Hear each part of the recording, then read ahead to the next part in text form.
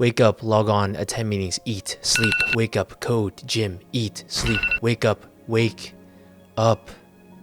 I was a software engineer in New York City making over $225,000 a year. I had great work-life balance, the job and the company were great, I worked from home. And for some reason, I still felt empty. So I did what any sensible adult would do, and I quit. I grabbed 6 friends and traveled the world. I had one goal, figure out what was wrong and what was gonna make me happy. I came from a poor family, so I thought money would change everything. I was wrong. While I was on the plane, I just thought to myself, I had my dream job, I had my dream company, I was working from home. Where did it all go wrong?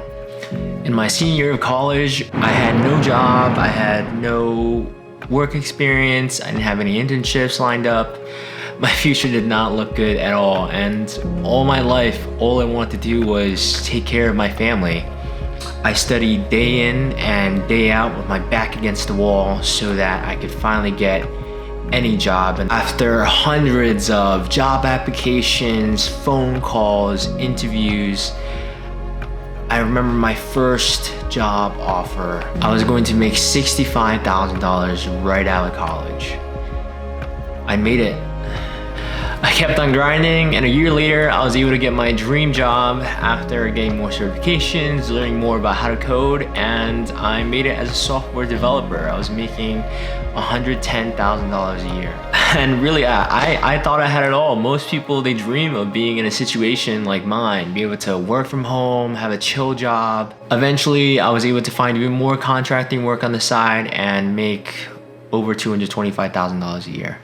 For some reason, something just didn't feel right.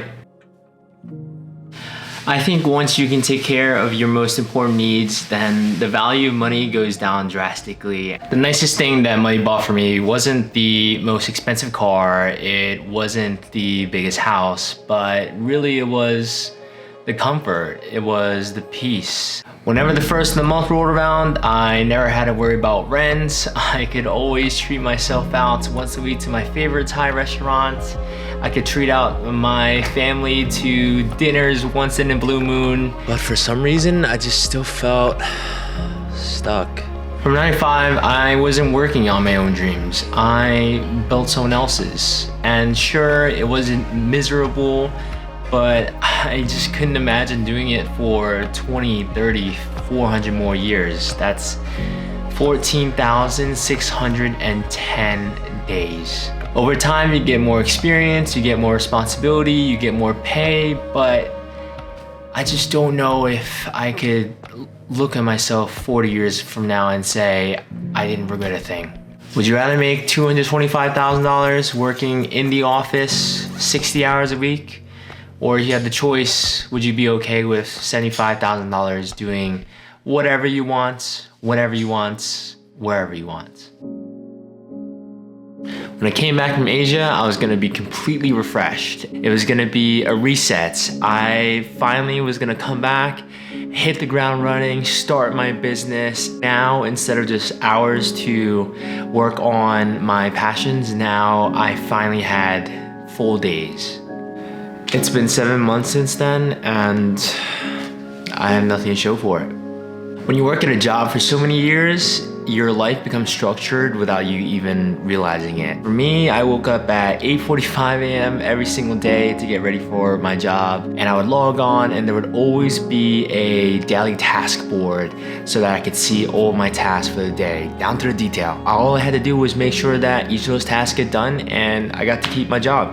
And then I tried to start my own business, and life just completely flipped over on its side. I lost all of the structure. There was none. You have no obligation to do anything anymore.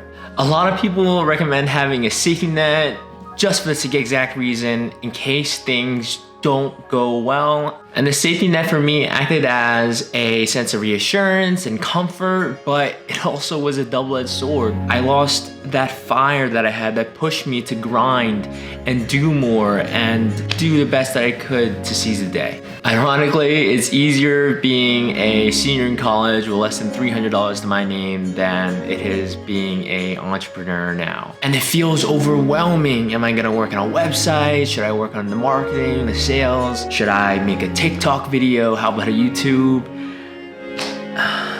I just feel like I'm frozen. And it's not like the motivation isn't there. I've wanted to build a business since I was 15 years old. I've watched my fair share of Alex Hormozi. I've seen David Goggins. I log onto YouTube and I see videos with titles like, watch this if you want to unfuck your life. Like, YouTube must think I'm about to end things at any second. Maybe you're also trying to start a business or a side hustle and you're trying to figure things out too. Maybe your dream is to inspire others to run. Oh my God, that's a terrible thing. Why did I even say that? You could watch another 100 YouTube videos exactly like this one, and you could be the most prepared, most researched person out there. There's just no substitute for real work. If you never go out there and show your work, how is anyone ever gonna know what you wanna do? How are you ever gonna get your first business to ever launch if you never go out there and act? If you never put yourself on the path of success, how can success ever find you? If you can't press record, that's all dreams ever will be. Just dreams. As somebody who's spent the last year doing a whole lot of nothing, doing something is going to bring you a lot closer to your dreams than doing nothing ever will.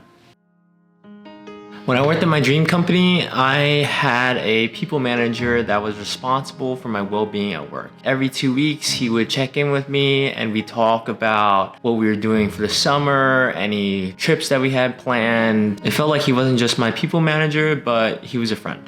When it came to my final days at work, he said, "It was a pleasure working with you, Dan. All the best for your future." That was it. Some people work for 30 plus years, loyal to a single company's mission and purpose. They put in 200% effort just for a 4% raise at the end of the year. Some people even sleep in their cars just to work an overtime shift. Even then, they're not immune to being laid off. Even if you get a signed letter from all your coworkers wishing you all the best, eventually someone is going to come and take your place. There's always work that has to be done, and in the corporate world, life always goes on. But most importantly, if you ever decide to start your own business, then you get to be in charge of your own future. You're in the driver's seat. There's a lot of stress that comes with being your own boss, but at the very least, now you don't have to ask anybody to go on vacation.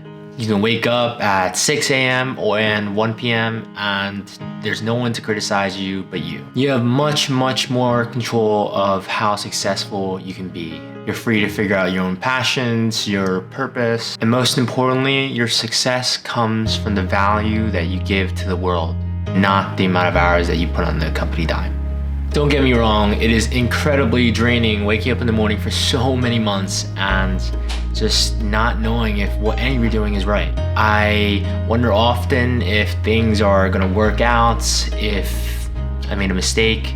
I wonder if things are gonna be worth it. Quitting your job is not just some magic pill that is gonna have you wake up happy one day. But for me, the answer was clear. Either I'm gonna suffer the pain of risk or I'm gonna suffer the pain of regret.